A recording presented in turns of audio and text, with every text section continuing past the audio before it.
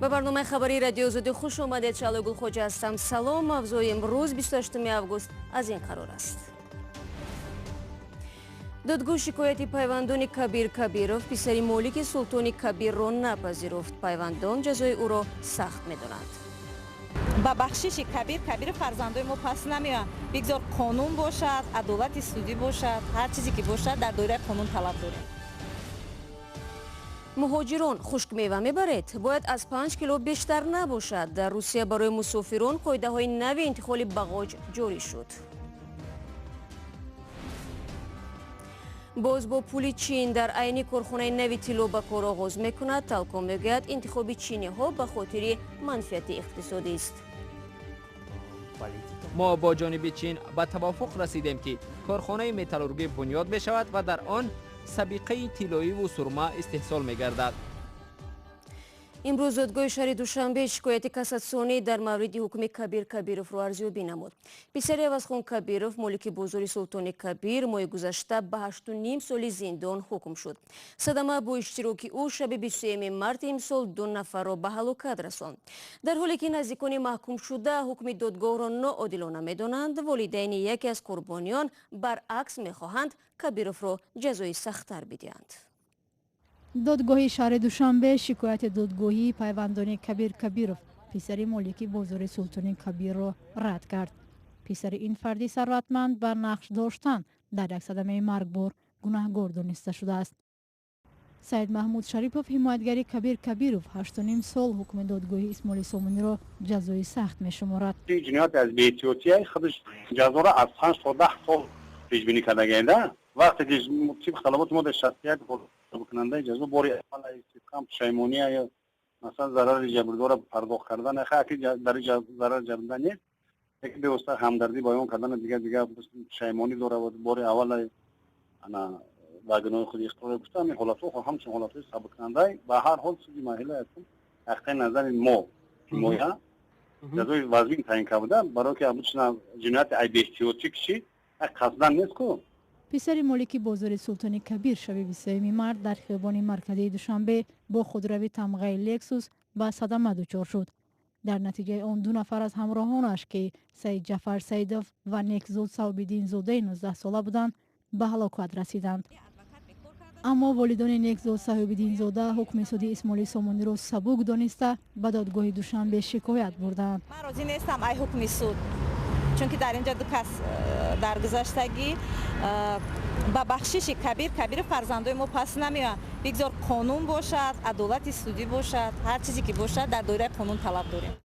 мурофиаи додгоҳӣ 28 август пушти дарҳои баста сурат гирифт.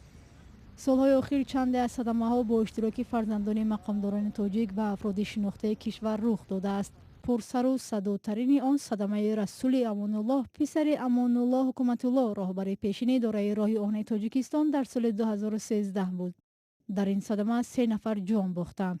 дар Тоҷикистон солона садҳо нафар дар садамаҳои нақлиётӣ ҷон медиҳанд ва ҳазорон нафари дигар захмӣ ва маъюб мешаванд. дар тақрибан 2 соли охир дар Тоҷикистон бар асари садамаҳои нақлиётӣ беш аз 700 нафар ҷон бохта ва беш аз 2300 тани дигар маҷрӯҳ шудаанд. рӯзи гузашта нахустин сафари президенти Радиои Европои Озод Радиои Озодӣ ба Тоҷикистон анҷом ёфт. мудири кул 2 рӯз бо мақомоти тоҷик, ҷомеаи журналистӣ ва кормандони дафтари Радиои Озодӣ дар Душанбе мулоқот кард. дар ҳамаи ин гуфтугӯҳои ҷеми файлро раҳбари бахши тоҷикии Радиои Озодӣ Салими Айюбзод ҳамроҳӣ мекард. ҳоло масъалае ки ҳалтала боқӣ мемонад марбут ба эътиборномаи фаъолияти кормандони бахши тоҷикии Радиои Озодӣ дар Тоҷикистон аст. салом, хуш омадед ба Душанбе ва ба суҳбати мо. шумо мисле ки ин бор ҳамчун раҳбалади президент ва мудири кулли Радиои Озодӣ ҷеми флай ба Душанбе омадед, ба Тоҷикистон сафар кардед. мешавад ҳамин тавр гуфт?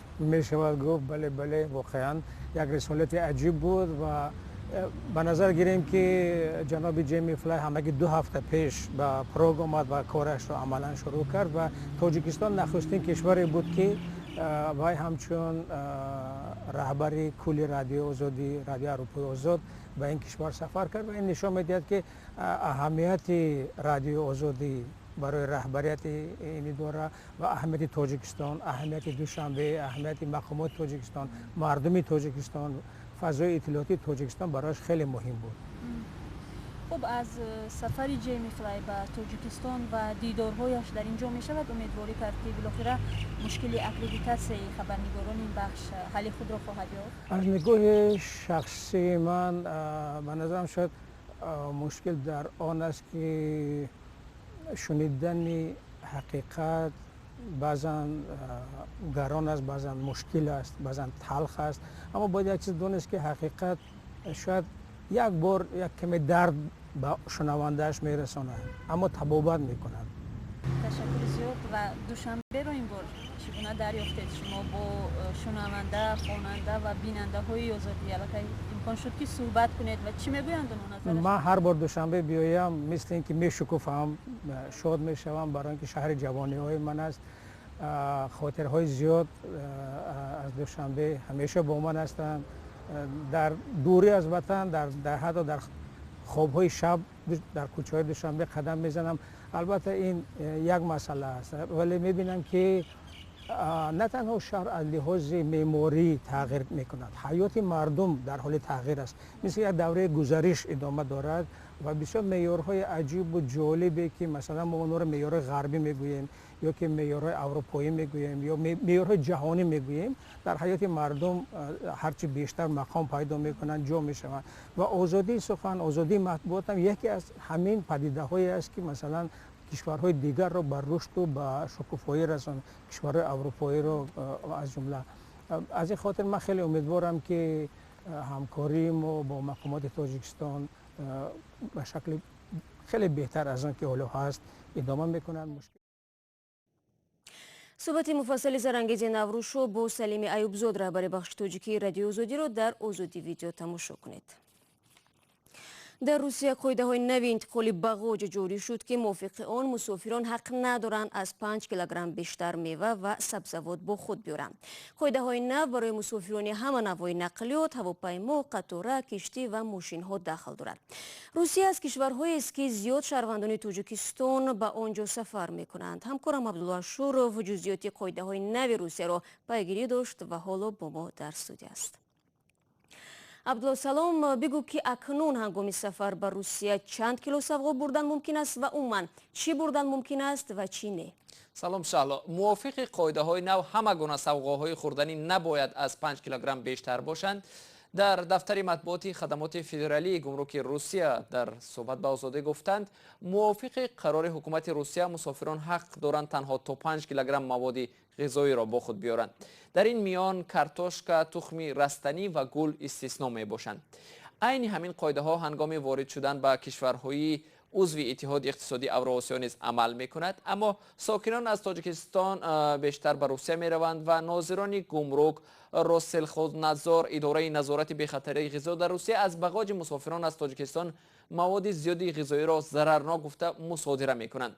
برای مثال اداره گمرک ولایت خانتی-منسیسک روسیه خبر داده است که تنها از 5 تا 10 اوگوست سال روان از باغاج مسافران از تاجیکستان حدود نیم تن مواد غذایی را مصادره و محو کردند.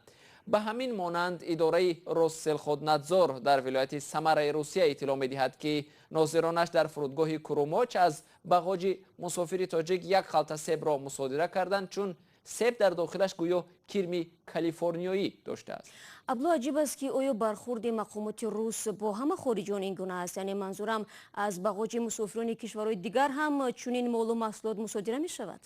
به نظر می رسد نه شهلا. حامیان حقوق میگویند مقامات روسیه باغاج مسافران تاجیک را به فرق از مسافران از دیگر کشورها شدیداً تفتیش می کنند، کمبودی می جویند و نکته گیری می کنند. موافق اطلاع روس تاجیکو یگان جو مراجعت هم نمی کند و کسی از آنها پشتیبانی هم نمی کند. چون این کار رو می توانند که روس‌ها یا شهروندان دیگر دولت‌ها از تاجیکستان بیارن و یک کسی با آنها کار ندارد. فقط گپ درباره شهروندان تاجیکستان است. حتی کلچه ها را فکر میکنند که در درون اینها گویی نباشد یا که آنها خیلی سگ خود را پر میدن که آنها را بعد این سل آنها را خورده می شود. موافق اطلاع راسل خودنظار، عین زمان در روسیه حدود 125 نامگوی محصولات از رستنی زیر فهرست کرانتین قرار دارند. در این فهرست اکثر میوه ها و سبزوات به مثل انگور، انجیر، گیلاس و آلو، زردآلو، خربزه و تربوز شامل هستند. مسافرانی که با خود این نوع میوه ها و یا خشک آن را میبرند از کشور خود باید سند بی‌خطری فیتوسانیتری این محصولات را داشته باشند. تشکر عبدالله. امید می‌بندیم که من بعد مهاجران عزیز ما قبل از سفر به روسیه و بردن دستاویز خوب فکر میکنند تا اینکه بعد درد سرشان نشود. به همین زودی ها باز یک کون طلا، دقیق‌ترش کون کنچوچ واقع در نویه عینی با سرمایه‌گذاری چینی ها کارکرد می شود. استخراج طلا برای اقتصاد تاجیکستان بسیار مهم است و بیشتر طلای حاصل شده را برای زیاد کردن ذخیره طلا و اسعار کشور می‌خرند. این بار اول نیست که حکومت تاجیکستان کان‌های طلا را با امتیازهای خیلی زیاد به شرکت‌های چینی می‌دهد. تاجیکستان از چین بیش از 1 میلیارد دلار قرضدار است و نگرانی نیز است که روز چین در عوض قرض‌هایش کان‌ها را بگیرد. گزارش نسای شیوریمی را کامرسی عطا تقدیم می‌کند. سرمایه‌گذاری بیش از 200 میلیون دلار، بنیاد نقبه‌های بسیار کیلومتری، ساختمان کارخانه متالورگی و انبار برای پرتو. شرکت مشترک تاجیکستان و چین در کان کانچاچ به استخراج سرمه و طلا آمادگی می‌گیرد. طبق نقشه شرکت از سال آینده به کار سر می‌کند. ما درباره کارکرد نهایی محصولات به سازش رسیدیم. در اینجا سرگاه و یا درغات ساخته می شود. در آن جایی که قبلا دریا می‌گذشت باقی مانده های کارکرد طلا می شوند. طور می‌بینید ما الکی در اینجا خطهای بلند شدت را گذرانیدیم، نقب‌ها را کافتیم. کار ما طبق نقشه پیش می رود.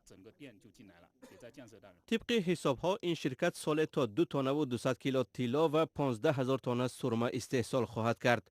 یکی از شرط های کارشریک محلی شرکت آلومینیوم تاجیک هنگام انتخاب کارشریک این بود که باید متل ها در جای استحصال کارکرد کرده شوند. چین سرمایه، تکنولوژی و متخصصان را پیشنهاد کرد. جانب تاجیکستان کان را فراهم آورد. درآمد برابر تقسیم خواهد شد. ما درباره کارکرد نهایی محصولات به سازش رسیدیم. برای ما این پرینسیپیالی است. این تماما سیاست دیگری نرخگذاری و البته سرمایه‌گذاری دیگر است. ما با جانب چین به توافق رسیدیم که کارخانه متالورگی بنیاد می شود و در آن سابقه طلایی و سرمه استحصال می گردد. شرکت های چینی به استخراج کندنی های فایده‌ناک در تاجیکستان و پیش از همه به کان‌های طلا توجه خاص می دهند. بیش از 80% این متل از جانب شرکت‌های مشترک چینی و تاجیکی استخراج می‌شوند. با گفته شریکان محلی در شرکت تالکو گولد، انتخاب چینی‌ها صرف به خاطر منفعت اقتصادی است. طبیعی است که ما لایحه‌های خود را با تمام جهان دسترس نمودیم. در سمت روسیه و شرکت‌های دیگری خارجی همکاری زیچ را به راه ماندیم، اما جانب چین توجهی بیشتر ظاهر کرد.